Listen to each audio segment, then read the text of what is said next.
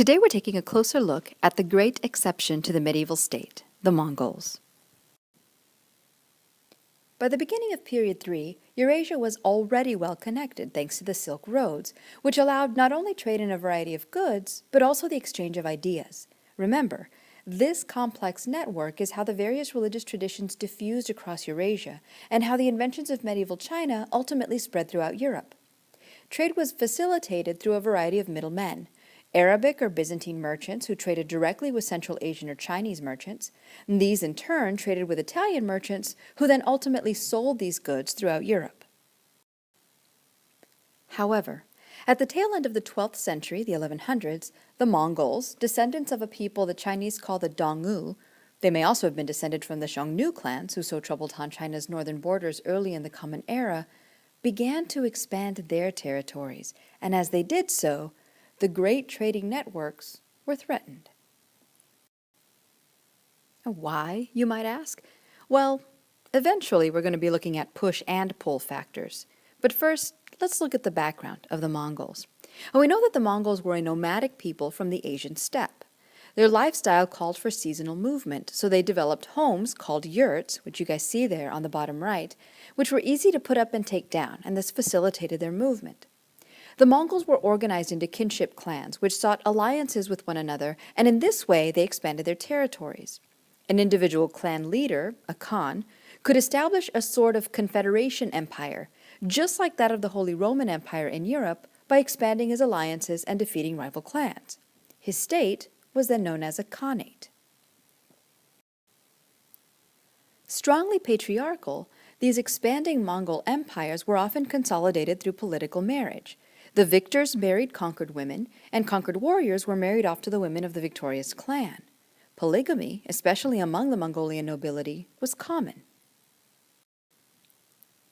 Despite being so fiercely patriarchal, Mongolian society still granted women a variety of rights. For example, women were responsible for child-rearing and maintaining the clan's livestock, but some women were also warriors. One noble princess, Cthulhun, that might be her image there at the bottom right, was known for defeating men in wrestling matches. Her victory spoils were their horses. Women could own property and could divorce, and noble women in particular could and did play political roles within the Mongolian state, such as serving as governors or regents for their young male children. In the late 12th century, various Mongol clans began expanding, as they wanted control of richer agricultural areas as well as urban areas, because these urban areas could contribute to clan wealth through tribute payments. Since the Mongols depended on sedentary people for their grain and for a variety of manufactured goods, such as iron and bridles and stirrups, they began expanding initially right along the caravan routes of the Silk Road, thus jeopardizing Eurasian trade from China to the Middle East. The Mongols became politically organized at the beginning of the 13th century, when one clan leader, Temujin, sought to unify all the Mongol clans. He defeated rivals one at a time, gaining a reputation for mercilessness, and in 1206 he accepted the title of Genghis Khan, or universal ruler, of the Mongols. Genghis Khan would spend the next 2 decades conquering much of Asia. He tried and failed to conquer China, but by 1215 had shifted to Muslim regions west of Mongolia. In just 7 years, he controlled all of Central Asia. Of course, Genghis had all the qualities needed in a great leader for the Mongols. He was a great organizer and military strategist. He was open to new ideas, especially new ideas dealing with military technology, and he used cruelty as a weapon. He promoted generals based on merit, which earned him loyalty from his troops. Genghis Khan also used the traditional Mongolian diplomacy, political marriage, to consolidate his rule. By some accounts, Genghis Khan married more than 500 women, although many of these were likely platonic marriages, and current genetic research indicates that Genghis Khan's haplotype, the Y chromosome indicators, spread quite rapidly at a pace with the spread of his empire. So much so that as much as 10% of the current male population within what had been the Mongolian Empire was likely a direct descendant of Genghis Khan himself. Genghis Khan's armies, made up of horsemen, mostly archers, who were literally raised in the saddle, had a great advantage over other cavalry. They could use their compound bows and arrows accurately even when moving at a full gallop. They also used traditional infantry weapons such as pikes, swords, and shields. Furthermore, they adopted and innovated various weapons. For sieges, they used counterweight trebuchets, the Mongol version was adopted from the Persians specifically, and gunpowder, an invention they picked up from the Chinese. The Mongols would combine these two weapons and fire explosive shells from their trebuchets. Mongol warriors also wore specialized leather armor, similar to what Chinese warriors wore, and silk underwear. The tightly woven silk could repel arrows. Fun fact, it turns out that heavy and tightly woven silk is such a fantastic military protection that, in the 20th century, Kevlar fabric, which is a synthetic silk product, was introduced to help protect the military from injury. When Genghis Khan died in 1227, his successors continued the expansion of the empire until it stretched all the way from China to Poland. It was the largest unified land empire in history. Of course, and as we've seen throughout history, such an enormous empire was difficult to control, and by 1260, Genghis Khan's descendants had divided their empire into 4 Khanates, each of which was ruled by a descendant of Genghis Khan's, with all 4 under the rule of an overlord known as the Great Khan. The traditional Mongolian homeland was the personal territory of the Great Khan, and so was known as the Khanate of the Great Khan. The territories of Central Asia, named after Genghis Khan's second son, were known as the Khanate of Chagatai. Founded by Genghis Khan's grandson, Hulagu, the Ilkhanate would comprise the Middle Eastern territories of the original Mongol Empire. By the end of the 13th century, rulers of the Ilkhanate would embrace Islam as their personal religion and would begin to Islamicize their practice and legal codes as well. Finally, the Khanate of the Golden Horde, basically in Russia, was made up of the westernmost Mongolian territories and would ensure Mongol presence and influence in Europe, but more on that a little later. The benefit of uniting so much of Eurasia under one government, or a connected set of governments, was the imposition of the Pax Mongolica, or the Mongol Peace, in the 13th and 14th centuries. Like the Roman peace of the early Roman Empire, which helped to consolidate and strengthen Roman rule around the Mediterranean, the Pax Mongolica helped spread Mongol values throughout Eurasia. The governments of these territories stabilized, which then allowed for the continuation and even greater expansion of trade along the Silk Roads. Such expansion of trade contributed to the pattern of urbanization evident throughout Period 3. The Mongols imposed a legal and military system known as LASA. Established by Genghis Khan himself, this code did not emphasize ethnic or racial divisions, but instead focused on establishing a meritocracy within the Mongolian Empire. Since the Mongols saw religion as a personal matter, Genghis Khan encouraged religious tolerance throughout his empire. This tolerance was also written into the LASA. According to court records, Genghis Khan consulted with any number of religious leaders, Buddhist monks, Muslim and Christian missionaries, and even Taoist monks. Genghis Khan, however, was apparently an animist. These same court records describe him as praying to the Birkin Khaldun mountain, which was near his birthplace and designated a sacred mountain. While the LASA emphasized the equality of those living within the Mongolian Empire, some important religious leaders, as well as teachers and doctors, were granted tax-exempt status. So there was a hierarchy within the Mongolian Empire. In settling into their new territorial conquests, many Mongols adopted local customs and traditions, and therefore blended in with the native peoples. This syncretism was, as we've seen before with the Greeks and Romans especially, an effective integration tool. The greatest extent of the Mongol Empire was reached under the leadership of Genghis Khan's grandsons. In 1240, Batu Khan, grandson of Genghis Khan, worked to extend the Mongol Empire westward. He attacked and demolished the Kievan Russian state. For the next 200 years, Russia would be under direct Mongol control. This area of the Mongol Empire was known as the Khanate of the Golden Horde because of the color of the Mongol royalty, which was gold, and the name of their camps, the Horde. It later became known just as the Great Horde. As with other tributary states under Mongol control, Russians were able to continue their traditional customs under Mongol rule, which included the practice of Orthodox Christianity. So as to collect their tribute, the Mongols placed Russian nobility as caretakers and collectors of tribute for the Mongol state. So long as the Russian nobles delivered the promised tribute on time, they were allowed to retain their lands and their titles. Mongol rule over Russia further isolated Russia from Western Europe.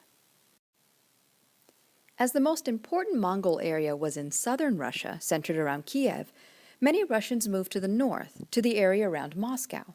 While Moscow was still a tributary state, it was far from the center of Mongol power, and thus Moscow's leaders were able to begin consolidating their own power.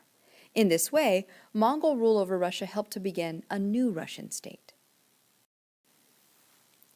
Another of Genghis Khan's grandsons, Kublai Khan, became the Great Khan in 1260. The Great Khan's Khanate was centered in Mongolia, but like his cousin Batu, Kublai focused on extending the borders of the Mongol Empire, but in his case, energies were aimed at the Chinese Empire and their ruling dynasty, the Song. In 1279, Kublai Khan's armies overwhelmed the Song dynasty, therefore taking over the entire Chinese Empire. Kublai Khan thus founded the Yuan dynasty. He unified China for the first time in 300 years. Remember, the Song dynasty was split into Northern Song and Southern Song periods. He also established a new capital, Dadu, modern-day Beijing, for his dynasty, while maintaining a summer palace closer to the Mongolian homeland in Shangdu or Xanadu. Happy with his conquest of China, Kublai tried to conquer Japan as well, using Korean natives to launch the attacks. The first invasion, in 1274, failed utterly. The second invasion, in 1281, was made up of 150,000 warriors. It was the largest seaborne invasion in history, and would remain so until World War II's Allied invasion at Normandy Beach. The Japanese managed to repel the second invasion, largely because of the kamikaze, or the Great Wind. In essence, this was probably a hurricane or typhoon which blew up just the right moment. This kamikaze crashed the Mongol ships all along the Japanese shoreline. All the Japanese samurai had to do was run to the beaches and kill the warriors who were swimming to shore. Kublai Khan's reign was famous in Europe for another reason. It was during his reign that a family of Venetian merchants, among them one known to history as Marco Polo, traveled to the Far East. According to the stories left by Marco, the entirety of this journey took a total of 24 years. Marco left on the trip at about the age of 17. When the merchants reached China, Marco met Kublai Khan and was sent on a variety of missions for Kublai, and thus had the opportunity to travel throughout the Khanate. His stories told of an exotic land with untold riches. In these stories, Marco Polo was a sort of court official in service to Kublai Khan, and as such, he was able to mix and mingle with China's wealthiest people. While the Polo family was happy to serve Kublai Khan, they worried about returning home to Venice. But the Khan refused to allow them to leave China until 1292, just 2 years before Kublai Khan's own death. Of course, the stories left by Marco were published after Marco Polo's death, and not even by Marco himself, but by his cellmate.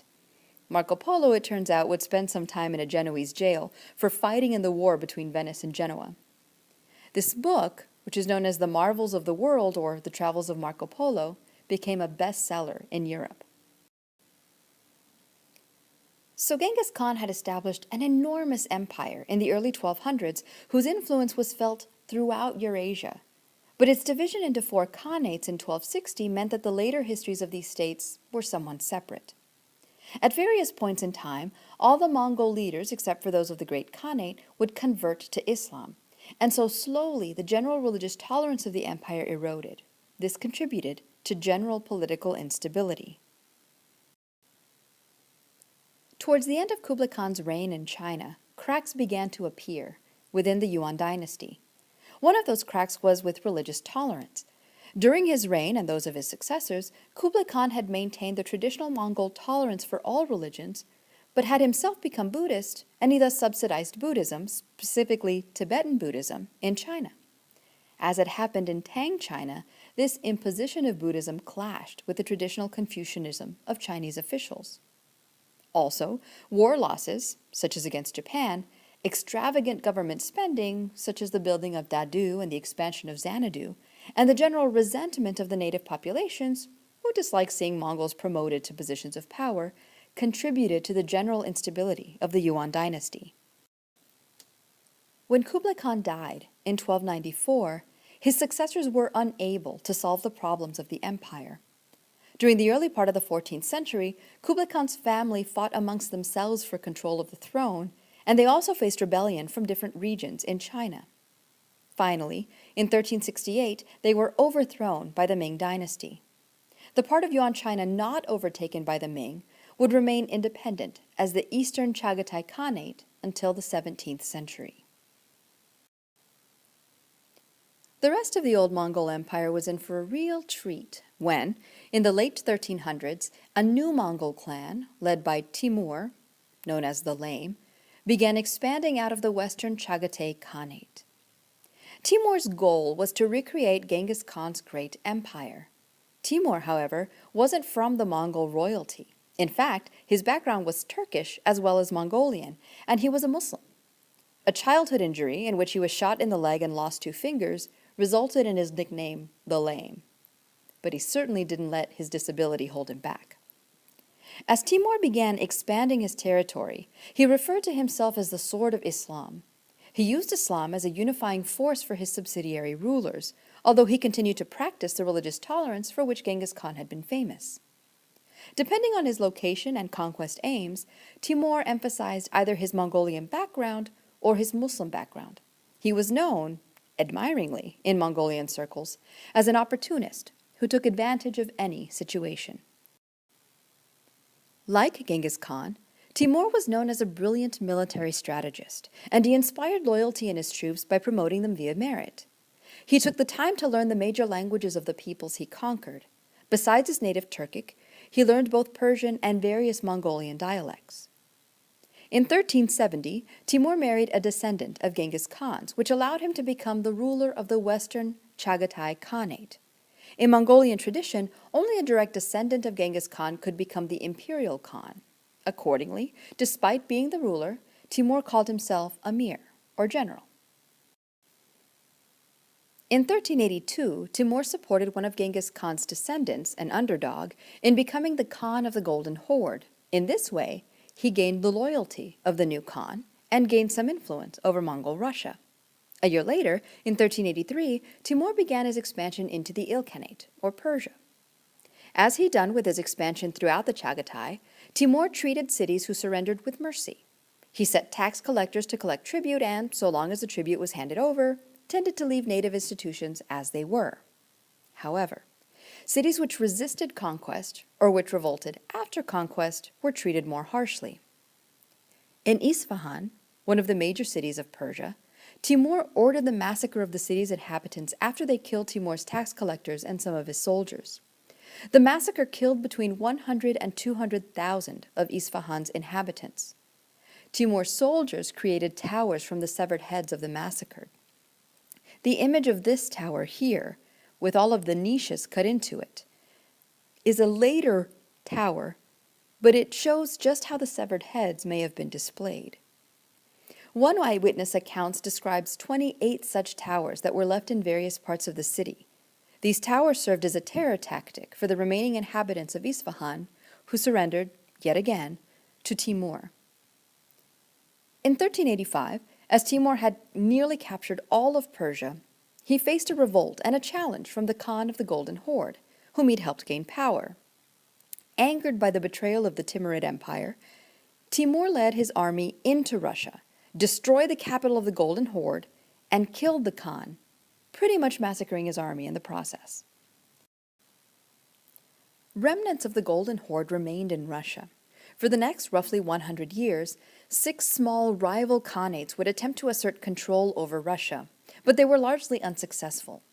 By the end of Period 3, in 1450, Moscow was beginning to expand and assert its power in northern Russia. By the end of the 15th century, Russia would free itself from Mongol rule. The Mongols would retain a small Khanate in the Crimea, which would not be conquered by the Russian Empire until 1783. Quick side note. People of Mongolian or Turkic Mongolian descent, sometimes referred to as Tatars or Tartars in Russia, remained a minority within the Russian Federation and Eastern Europe today, and there is a concentration of them still found on the Crimean Peninsula. One of the reasons why the Russian annexation of Crimea in March of 2014 was such a big deal to some was because the Russian government had a history of persecution against these Tatar descendants, who also tended to be Muslim. So there you have it, the Mongols. Derided as a barbarian people because of their nomadic lifestyle, it turns out they exhibited many of the qualities that we, as a modern Western people, admire. Tolerance of different ethnicities and religions, foundation of a secular legal code that maintained equality for all subjects, and which brought about a period of unprecedented peace. This facilitated the exchange of trade and ideas across Eurasia. So it turns out that, in many ways, the Mongols were the exception to all sorts of rules in the Middle Ages. In other words, the Mongols were awesome. Never forget, the Mongols are the exception to just about everything in the Middle Ages.